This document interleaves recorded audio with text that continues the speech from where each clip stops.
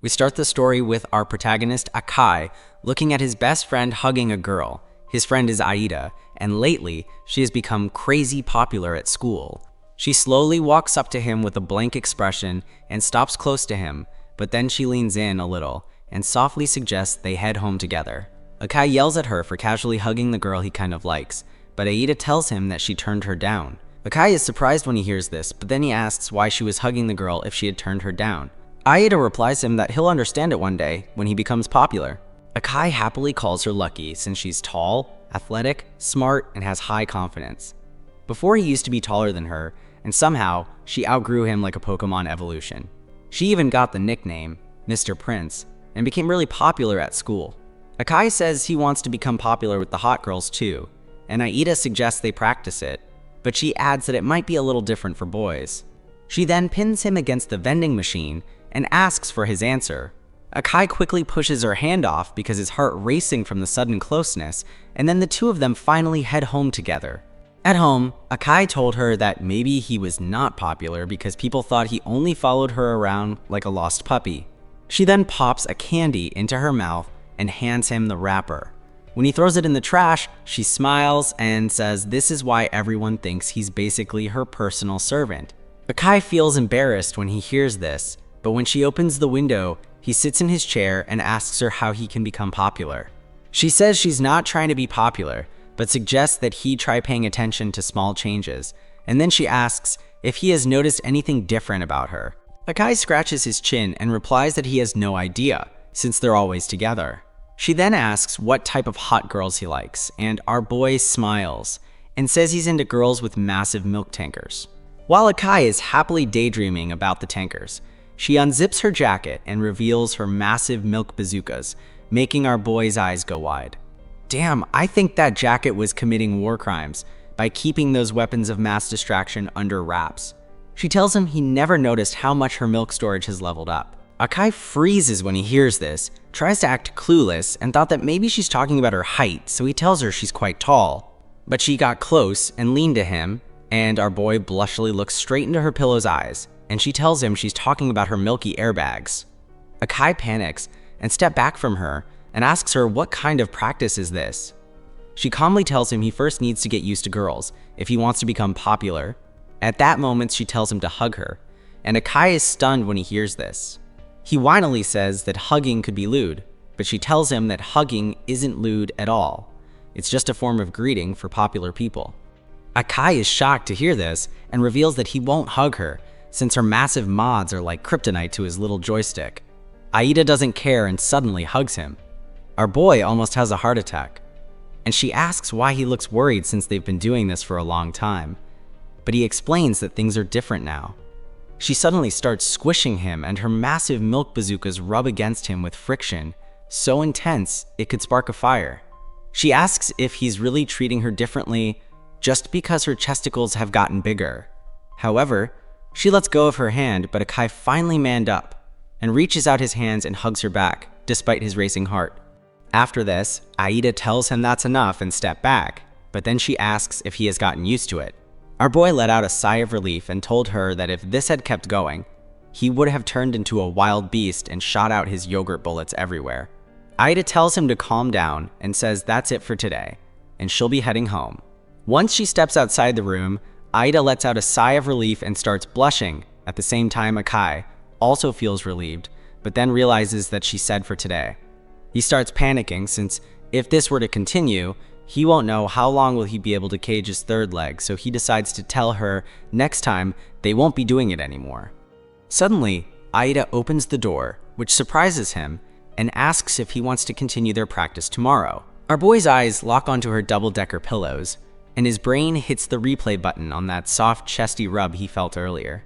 When he realizes this opportunity won't come again, he agrees instantly because his meat sword was leading the decision. The next day, Aida arrives at school, and everyone lines up to greet her, while our boy looks like the dumb extra NPC. They hand her their lunchboxes, one after another, and she thanks them in a lovely way, but they mob her like flies on poop. Meanwhile, some girls give our boy their lunchboxes and ask him to deliver them to Aida. Akai looks at the ground and hopes he can be popular too, but then Aida comes in, steps on him, and tells him not to steal any of the food they gave her. Hearing this, Akai wonders how someone can even eat this much, but he realizes that Aida has always been swallowing like a vacuum cleaner since child. Akai said that hugging anyone other than her felt way too hard, and if he had to do it, he would need a PhD in boobology. But she told him she never said he should hug any other girl. However, Akai then asks if there's an easier way to make him popular. Aida points to her eyes, and our boy instantly falls into despair, thinking she's telling him to look Max's face, but she tells him that's not it. Aida then tells him to look at the eyes while talking, and then gently turns his face toward hers, flashes a gentle smile, and asks him to give it a try. Akai blushes and tries to smile, but our boy gives a terrible smirk. Later, they get home, and Aida starts taking off her jacket, since their AC is broken and it's hot. Akai panics and tells her to stop, but his brain immediately switches to horny logic mode, and realizing that if she undresses, it's basically a win-win situation, since she'll be cooler, and he'll be able to see her ginormous milkers in 4K. And it'll increase audience retention rate, but it'll be risky. Akai uses a dam as an example right now, and his friendship dam is preventing his unholy water from spilling, but once you add a double-decker milk expansion there, his dam will start leaking, because the lollipop goes into wild mode. He looks straight into her milk airbags and asks her to go out with him, but Aida crushes his dreams in a single sentence, cheerfully saying she has no intention beyond just being his friend. Akai gets worried that if she completely friend-zones him, nothing will ever be the same, so he comes up with two genius-level plans. One, he'll turn on the electric fan, and the second is he just won't look, even if she undresses herself. After this, he suggested he would turn on the fan, but it was too late. She had already unleashed herself, which makes our boy's dam start leaking, and he gets panicked. Aida gets confused and explains that clothes make her look slender, but our boy's eyes light up. She then smiles and says the reason she's gotten so big is because of all the food she's been eating, but luckily for her, all the nutrients went into her tankers, which are now so enormous they could squash Akai. However, Aida suggests they start their training, and she gets close to him, and Akai starts panicking, since she's a bit too close for a stare down. She smiles and tells him that this is necessary for him to get used to it, and then she lifts his chin and tells him to look at the eyes while talking. She then stares at him, and in a soft voice, she tells him to look only at her, then asks him to repeat it. Our boy is absolutely flustered after seeing that rizzed stare, but then he pushes her hand off and repeats after her. He then repeats a few more words, and then she tells him to say you're cute, but Akai is too shy to say such things and asks her to stop the training. Aida menacingly looks down at him and asks if he's serious about becoming popular. After hearing this, Akai scratches his puny head and explains that saying you're cute is just too embarrassing for him. She looks at him for a moment, then turns away, and sadly says she guesses a giant girl like her can't be cute. Akai hears this and closes his eyes for a moment, but then he calls her she's cute. Instantly, she covers his eyes, tells him to rest his eyes a bit, and she starts blushing. Akai looks at her with sparkling eyes and tells her that he's gotten used to it now, and he can look at the eyes while talking. His dam is now safe and leakage-free. He feels happy inside that he really took a step forward and tells her that they don't need to continue this. However, Aida starts bringing her face closer to him, and then she pins him against the wall and tells him to look into her eyes from a little closer. Our boy panics when he hears this and tries to squeeze every muscle in his body just to keep his gaze on her. Suddenly, she got too close to our boy, and Akai's face buried straight into her dairy tankers. At that moment, he started suffocating, but he didn't give a damn about oxygen anymore because our boy was busy ascending to heaven. But the softness of those XXL milk pillows was too much, and boom, his friendship dam didn't just leak, it straight up exploded like a busted fire hydrant. In a flash, Akai sat on the floor, trying to cover up his missile that was screaming for launch. Right then, Aida apologized and explained that since her calcium packs have been getting bigger, it's been hard to control their gyro movement. Akai found the courage to get up and felt proud of himself, since his little brain didn't push him to confess, even if he got lost in unholy thoughts. He smiled and thanked her for the training, and Aida responded by complimenting his nice smile. The next day in class, Aida and her friends are watching a horror movie trailer on YouTube, but it's barely scary, more like a grandma trying to creep you out with a sock puppet. However, Aida was secretly trembling in fear and trying hard not to show it, but her friends said it looked scary and asked Aida to protect them. She smiled and said of course, but when Akai heard this, he looked at her with a side eye and told her to stop pretending since she's terrified of horror movies, but Aida insisted she wasn't afraid. At that moment, Akai flashed back to when they were little, and every time they watched a horror movie, Aida couldn't go to the bathroom by herself, and she would end up wetting herself while smiling. Akai asked if she had finally overcome her horror movie phobia, and she replied that she was never scared in the first place. Akai then shows her a picture, and she turns her face while closing her eyes, and says it isn't scary. After hearing this, he told her she should get over her fear instead of giving him training. But then Aida leaned close to his ear and started whispering his favorite bug names, and instantly, our boy went from wannabe alpha male to piss-shivering virgin. She told him with sparkling eyes to overcome his fear first, since some girls might hate him if he's scared of bugs. Akai frustratedly tells her it isn't fair that he has to overcome his fears while she doesn't, so they decide to settle it with a game of rock, paper, scissors. Later, they got home and turned on a horror movie because our boy had won the game, and Aida immediately started shaking with fear as she watched it. However, Akai feels relieved, thinking that since it's chilly today, she won't take off her clothes. He then told her that if she was scared, they could stop watching, but she insisted that she would prove to him that she wasn't afraid. She adds that after this, she'll make him overcome his fear of bugs, but Akai tries to make her admit she's scared so he doesn't have to face the bugs. However, the movie keeps playing, but then Aida starts panicking as the door on screen creaks open. After seeing Aida, Akai casually spoils it for her, saying it's probably nothing scary, but then both movie characters suddenly jump scare with their lights, and Aida finally lets out a sigh of relief. Akai then explains to her that it's common for horror movies to throw in a feint before something big, and then warns her that the next real jump scare will rip the soul from every hole, so she should be ready. Out of nowhere, the horror movie switched into a full-on Johnny Sins masterpiece, and the crazy sound effects leave Akai completely blank. But then Aida quickly changes the topic and asks him how he would actually act if a girl were really scared. Akai thinks for a moment and says he'd hug them, and before he can blink, Aida slides behind him and hugs him. Akai starts panicking, and suddenly she's squeezing every part of his body like a dollar for a street massage from hell. He then pulls her hand away and breathes a sigh of relief. But Akai realizes that while their friendship may last forever, they can never go back to being as innocent as they once were. At that moment, a scream comes from one of Aida's holes, and then our boy tells her if she's scared, they can just stop watching it. She denies it and then gently says she'll let him hold her hand since he seems scared. They nervously hold hands, and she starts squeezing him again. The movie was almost over, and both of them looked scared, even without any scary scenes. But then Aida said it wasn't scary after all and let go of his hand. They sat in silence, and Aida apologizes for holding onto his hand so hard. She pats it, and they intertwined fingers. Aida starts blushing and reveals that she's actually really scared. Akai says, yeah, but they kept holding hands and got closer to each other. After seeing the last kissing scene, I bet they ended up watching something other than horror. But suddenly there's a loud sound coming from the wall, and Aida freaks out and asks if that's his older sister. Akai replies no, since his sister hasn't gotten home yet, but he tells her that it's his little sister named Yuzuki. Aida gets relieved hearing this, and they both release each other's hand. Akai then reminds her that it's getting dark, and she should probably get going, but suddenly she starts shaking. After seeing this, Akai quickly calls his little sister to take her to the bathroom, but Aida smiles at him and says it's fine, since she'll just do it here. The next day, Akai coolly thanks her for boosting his confidence.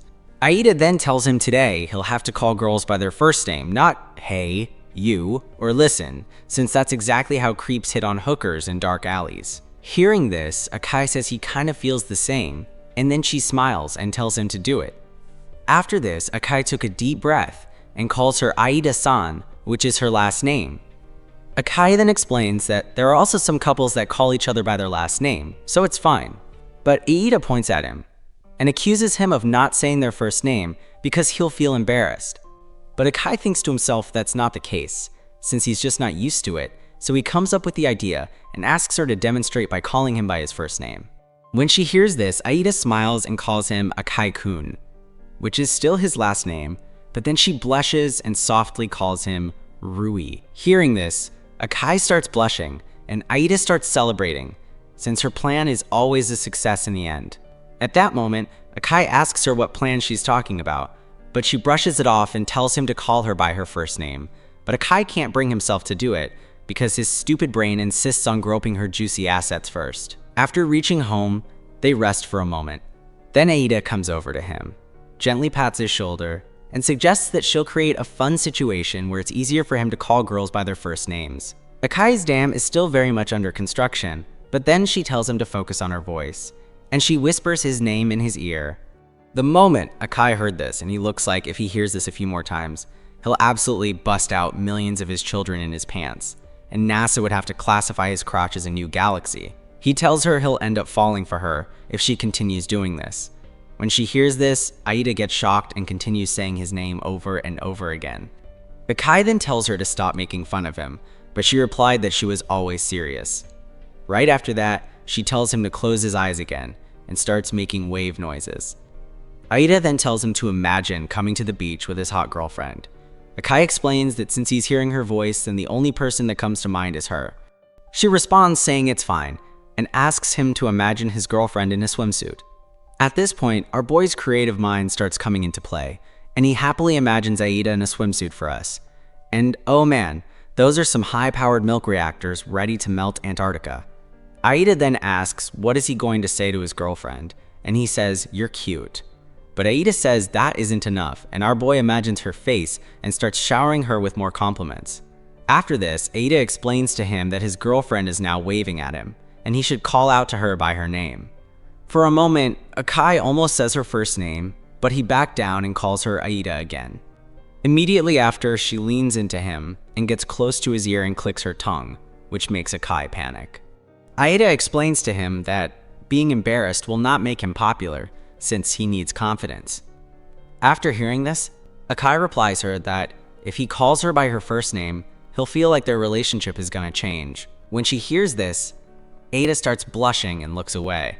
But then she mumbles that change isn't always a good thing. After saying that, she turns around and says that's it for today's training. But then Akai gets up and tells her that he's gonna give it his all. Right after, Aida tells him it's time for her to go home, but he looks straight into her eyes, and for real this time. He then pins her against the wall and calls her Mia, and upon hearing this, she goes completely quiet and slowly walks past him. She picks up her bag and dashes out the door.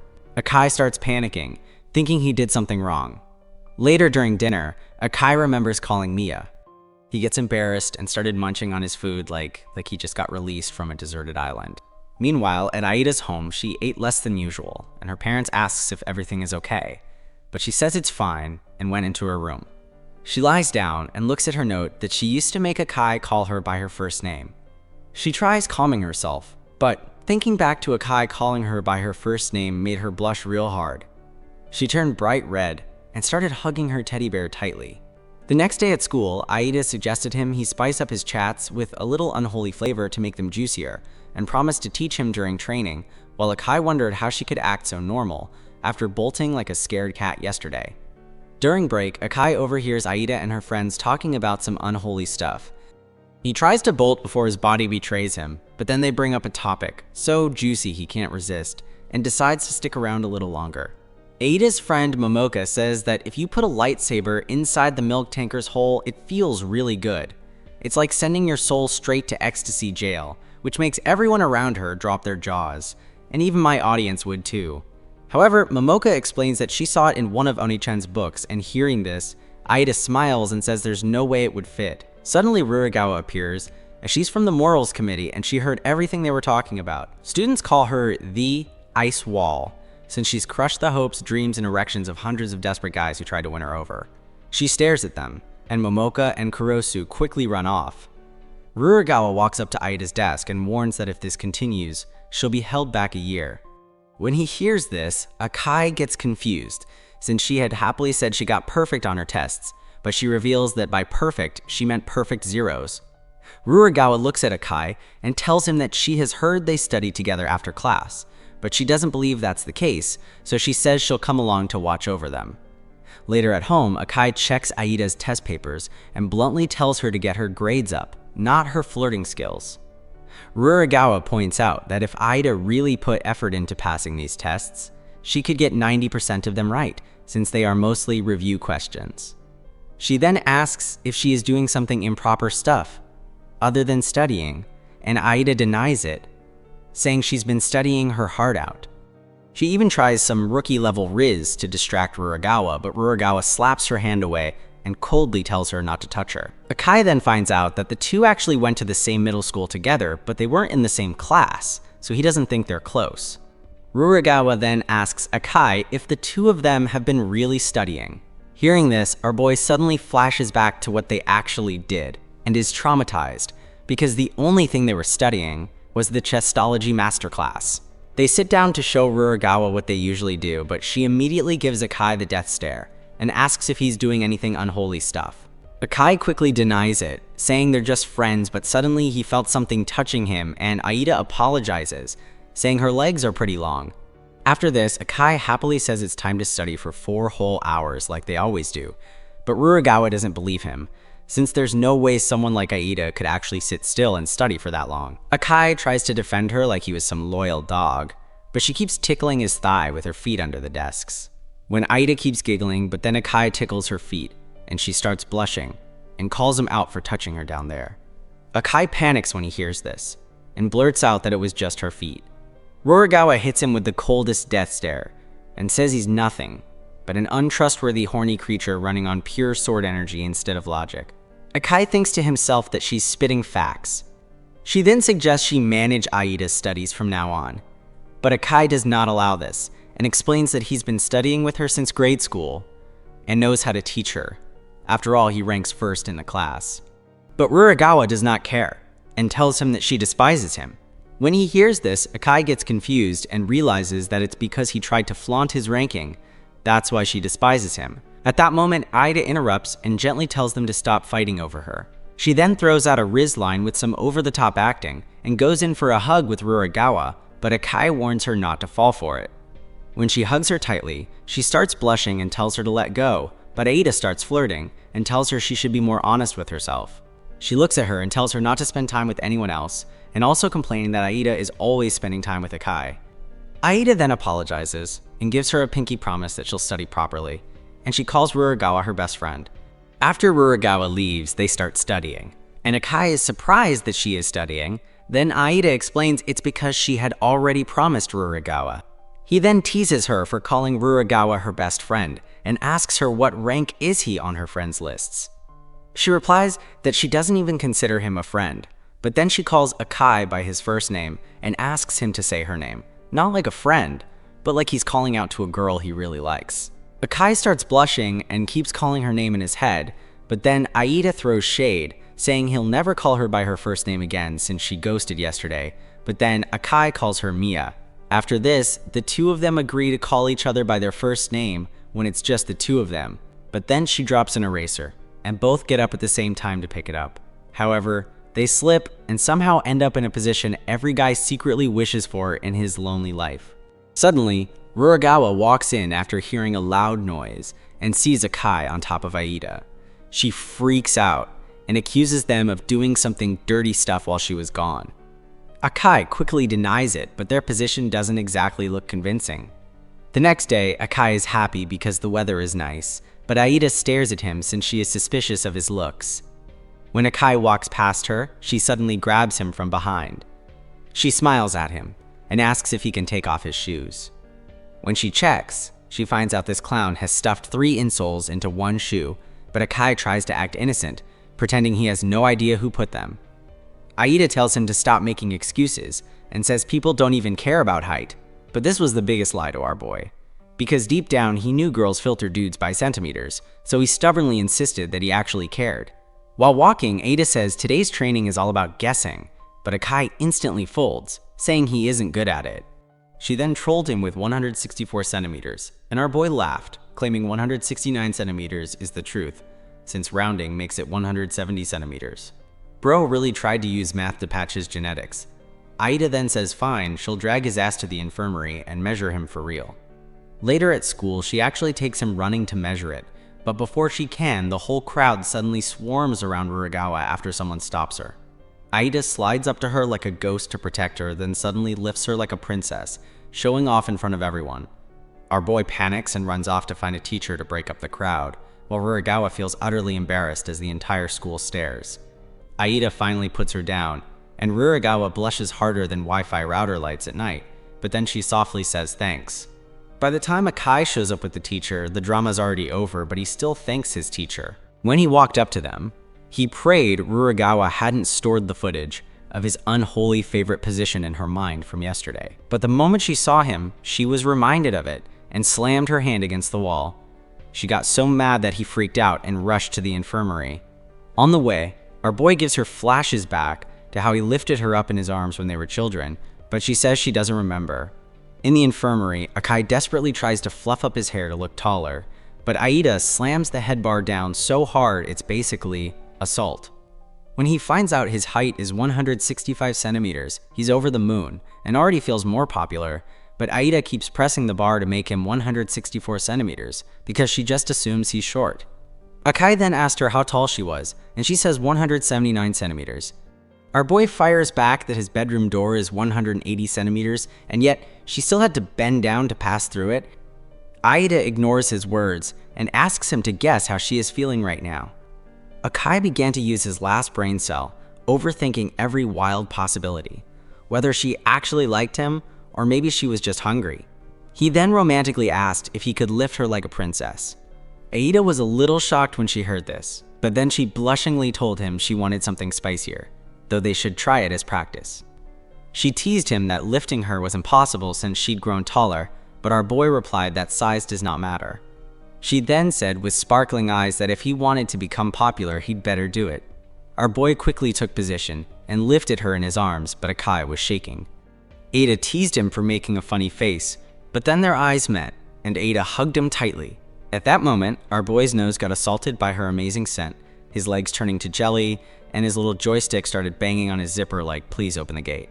Aida told him that when she grew taller, he wouldn't be able to lift her anymore, but Akai said no matter how tall she got, he'd still lift her.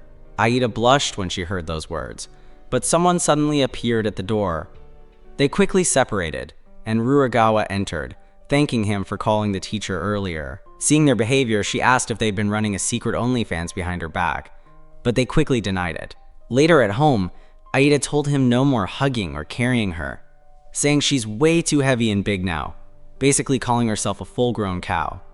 But our boy tells her he doesn't care because she's so soft and smells so good it turns his balls into a ticking time bomb, ready to release a whole army of motherless children. Upon hearing this, Aida smiled and called him naughty, making Akai turn his face away in embarrassment, and then says that's why he's not popular. Aida then told him that some people like him, at least one person, and that he had to guess who.